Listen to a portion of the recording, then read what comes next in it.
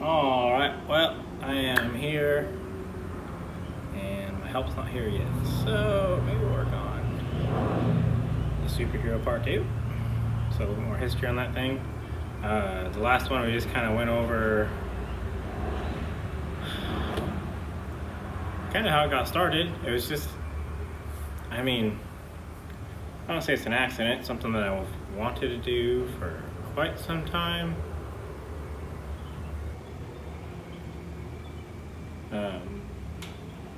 Probably took maybe, what's funny is it wasn't that hard to do, so it's kind of ironic that it took 2 years to figure that thing out.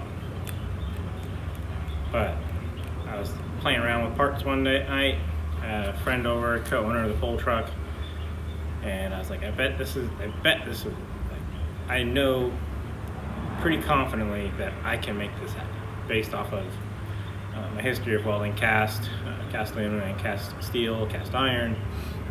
I was like, I'm pretty sure we can make this work. Like, everything looks like it should work. And I think I had a spare 351 housing laying around. Well, I had a junk one, and to me a junk one's an OEM one. I use them for fixing stock turbos, but other than that, that's about it.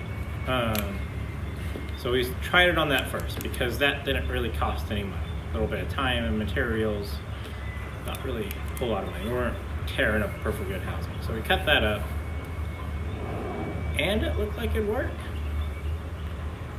Everything looked like it would be correct. So we went ahead and cut up a perfectly good machine 467 turbine wheel housing and modded it. Welded it up, machined it, and then drilled and tapped the holes so we can hold down the HX35 and put it on. I want to say that night.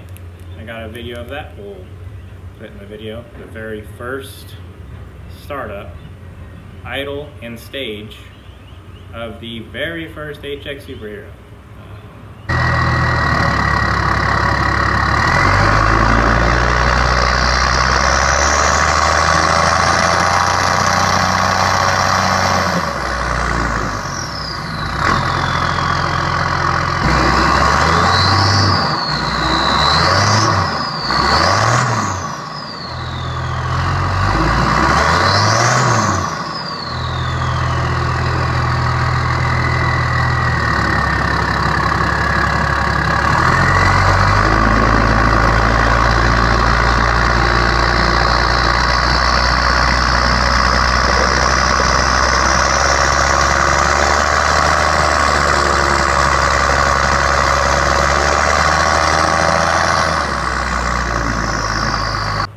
I did a lot of Google research trying to see if anybody had done something similar.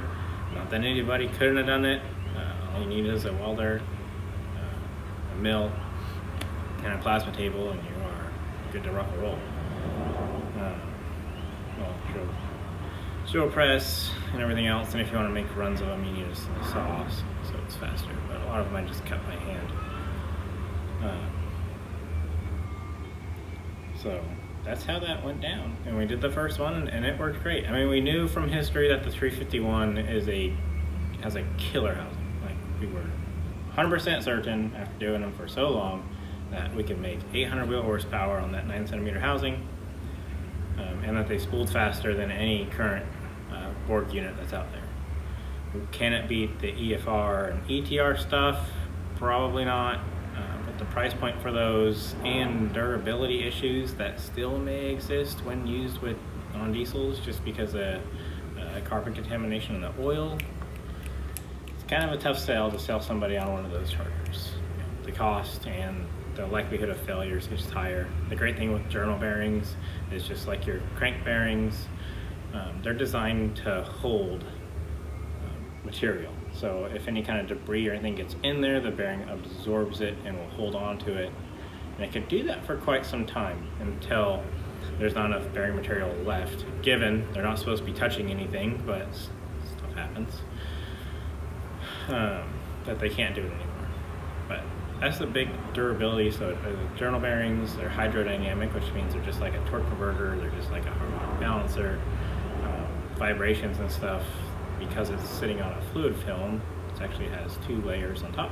It's actually, if you want to call it, if you want to use an access, you got CHRA, oil film, bearing, oil film, turbine wheel, oil film, bearing, oil film, CHRA. So there's a lot of vibration absorbing space inside of there that a ball bearing just doesn't do. Oh, and we're back. So that one had a 351 flash on the back. I had an adapter off of a garbage truck that went from 351 to the factory HX75. Still have it for down testing, but that let me put on, you just switch turbos out all the time for testing. But that let me put it on just using 351 flange. The one that we actually started to sell is one that has a HX40 outlet. And why it has a HX40 outlet and not just leave the 351 outlet on there? Would I leave it on there if I could? Sure. One less side I got to modify, less machine time, less weld time. The filler rod that I use for welding the cast iron to mild steel is not cheap. It's about $2 a rod, TIG rod. So it would definitely cost a lot less if I didn't have to do that. And now there are some special requests that come in where we don't, but we always send them out unless otherwise noted with an HX40 outlet. Why the HX40 outlet? Because lo and behold, we had been doing 351 swaps for a long time. I'd actually been doing 351 swaps long before I had any experience with HX40s. And every 351 flanged complete downpipe that I ordered in did not fit. We got to the point where we would order them in because getting the downpipe in, flange, clamp, and 3 bends was cheaper than buying a flange, a clamp, 3 bends, and some straight. So we'd order the downpipes in, cut them up, and then we would fit them back into the truck, because usually those 351 downpipes, they are always way too tall on the first bend, so not enough bend, so they'd be up against the firewall. Can you put a lot of them on? And then on the outlet side, they would be pointing down, so you would have to have like a 15 degree to 30 degree kick up to kick them back up to go and make either to the current exhaust on a 2-wheel drive or to even make it through the transfer case on a 4-wheel drive. I finally got my hands on a T4 17 centimeter HX40 housing. First HX40 anything that I had anything to do with, put that on the truck and ordered a HX40 downpipe. Now this was, it's heavy, 2018. 2018 probably? Yeah, this is pretty Super 9. And that downpipe fit. I unbolted the one that was in there, threw that one up in there, clamped it up. I lined up with my current exhaust, clamped it in. Didn't have to do anything. So after that moment in time, we knew that going forward, we knew we could weld on the front face, so why not weld on the back face to make it easier for everybody else? So that's where we would cut off the back flange of 351 flange and then put the 40 flange on there. That way anybody can order a cheap downpipe and clamp, it goes in, and then we've got to weld or cut anything. That was a big deal. So probably that's how that went. That's not the Google. I Google searched to make sure nobody had ever, not to make sure nobody had ever done it before, but to make I didn't want to go out there and claim to be the first one to do it and then Google search and find something from like 1999 or 2003 that somebody else had did it and they just didn't pursue it hard enough for it to go anywhere. So I looked hard and long to see if anybody had ever done this before, and it did not exist. So the Super 9 housing, which is a modified 351 housing to retrofit HX3540s, we were the first ones to do it. We're currently the only ones doing it. We make them for quite a few people. And now we have our own mold castings that we own for both the 5-bolt, which is the bolt-in version, and the HX40 outlet, which is the non-drop-in, but it's non-drop-in because it uses HX40 downpipe. But we own both the molds now, so there is no more welding on them. Unless I run short, then we'll cut them, mill them, weld them together to make sure we get stuff handled. But I've welded probably, had to be between 300 to 500 housings so far, which is pretty crazy to think about. I don't think I've ever done a run of parts that I welded on that there was that many of them. So we do make them for quite a few people. I got nothing against it. I want the best turbo out there to be on everybody's rig. It's the best turbo in my opinion. I haven't run anything to date that spools faster, has lower EGTs, and can run at low EGT and high engine efficiency at the high boost pressures we run. We're going to be addressing the S300s this year, hopefully, and maybe I get those things working pretty good. But the whole reason these things existed is because I did everything the internet said, and the internet said that you drive around it, you get used to it, this is just how it is, it's not that bad. My personal opinion of it was it sucked. So I had and I started off on the wrong side of it, so I started off with a 66, 91, 73. That thing was bad. I mean, we're talking 0.5% grades or 1% grades, like freeway type hills would chill like 1,000 degrees and like 1.72 pounds of boost. I'm like, oh. Just with 410 gears, I mean, it's just a truck or just a truck run that hot. And it got worse with the trailer. So you had to do to drive around it or make it work was make sure the engine speed when towing wasn't anything below 2,400. Not great. So from there, because I still wanted the S300 to work, there was nothing in the whole set world that existed that really did what I wanted to do other than a stock turbo. We took that S300, took it apart, and went from the 66 73.91 T4 to a 66 68 point, I think it was a 76 T4 divided, which was quite a bit smaller. It's actually off of a generator. I just got a used turbo off of the generator for free one time, and went and interchanged all the parts. That was better. Still not great. Not fantastic. So finally, it moved it from like 2,400 down to like 2,200, which was acceptable, but not what I was looking for. It's not what I would call great.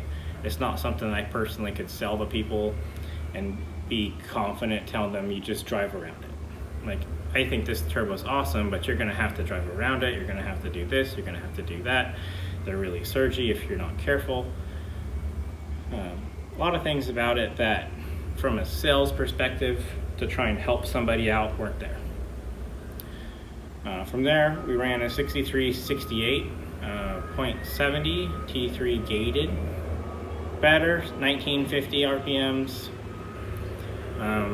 But it had a hard time with EGT control. We could never get it dialed in to where it would run how we want and have the EGT control to go along with it.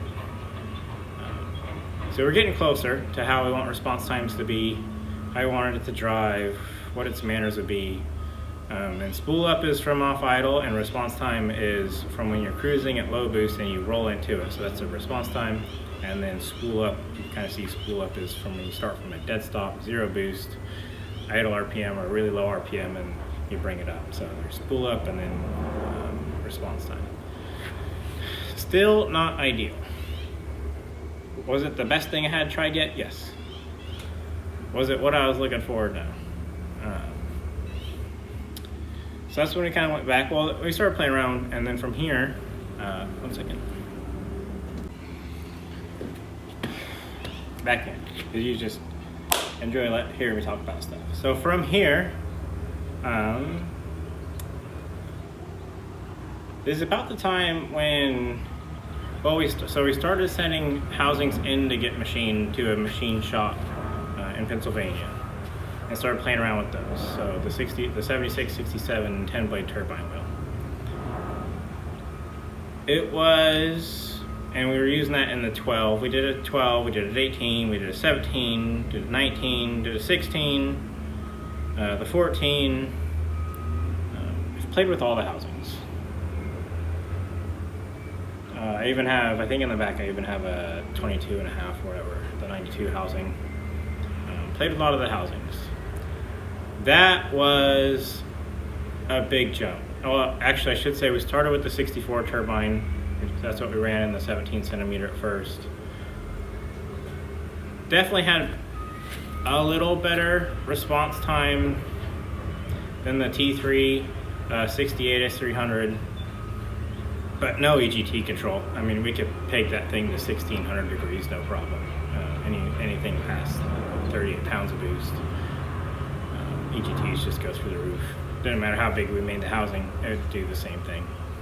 Didn't matter where we timed it. That's when we had just put a new set of injectors in one of my own personal truck, and it spent 2 days strapped to the dyno, didn't come off, and it got timed down, up, back down, and then up again to where it sits today. We could time it high enough to get it to run clean, but we could not time it anywhere to get it to keep EGTs down. Anything past about 38 pounds of boost, 2,300 RPMs. It would go from 1,400 and just go all the way to 16.7. I think the highest I've got it with that housing was, I think I got to 17.8, which was pretty good. Then we went to the 67 turbine. That seemed to work. We could do as much boost pressure as we wanted, which is being realistic, so, 50 to 56 pounds of boost, and not have EGT issues until about 2,400, 2,500 RPMs. About that point, there was nothing that we could do again to not keep EGTs under control. So doing vital throttle stuff, sled pulling. The other thing we ran into is the peak torque curve. When it would fall down, it would fall hard. It looked just like an 83 turbine S4 or the T3 S3s with the 68 turbine. When they hit peak torque, it would just dump all the engine volumetric efficiency out of it as fast as it possibly could. And then while it was doing that, our EGTs are going through the roof because the engine's going super efficient, really super inefficient, really fast. And EGT would go through the roof. So it was definitely the best thing we had tried yet. I have never broken one personally. I don't know how many we have probably over 100 dyno pulls on 7 different trucks that run these things, these monitored hull sets, and we've never broke one on the dyno, never broke one on the street. I fixed plenty of them. They do break. I've just never had it happen to me yet. And knock on wood. Just pretend there's wood over there. Joke. But never happened to me. So that's where we started looking at, we could change the housing size to move peak torque around, but all those housings with that perpendicular entry gate, they would all just dump the engine VE out of the things as soon as we hit peak torque, whether it was an S300 or the whole set based 12, 14, 16, 17, 18, 19, all that would happen is that as the housing got bigger, we would just keep moving peak torque farther and farther to the right on the dynograph. But we would move it right as a direct trade-off with spool up and response time. And then low RPM usable power, so making sure smoke's down there. So they were great, but not the greatest. But I did run one of those for quite a few years. I had the 17 on it for about 7 months, and then I had a 12 on it for probably a year or so. It did fine. Still not what I wanted, and I'm talking about the brand or model that I believe in. I still thought wasn't that great. It's what we had. There was nothing else available to us at the time. When someone would call in and they want a better spool up, or to minimize the amount of spool up loss, but they still want better flow, to be able to run at higher boost pressures, better EGT control. So you're doing all these things that requires a smaller housing, but the only way, the spool up one in response time requires a smaller housing, and then to address all the other issues takes a larger housing. Just because that's how physics is. So that's where the only thing is you can do a 351 swap. That's as good as it gets right now. We could do a 67 turbo wheel 351 with a 60, 62, or 67, depending on where you want to drive. That would be killer. But you're gonna have to do this, you're gonna have to do this, you're gonna have to order this. So from the time they bought the turbo and then bought all the stuff to put it in, And then if they didn't have the ability to weld it themselves and had to go pay somebody, it becomes a very expensive turbocharger really fast. And it's not what people are looking for, at least in the market or the area that we work in. We don't want to have a $2,000 turbocharger. I mean, at that price, you're starting to get ETR, EFR, and Garrett area. Why don't you go get one of those, and instead of doing one of these? You know, it gets tough. Or why would you do that? And then there's this nice S300 T368 turbine gated guy sitting right here for $1,600 or whatever. That'll bolt right in. That's going to sell over a 351 swap, even though the 351 swap is going to do everything better than that Borg unit.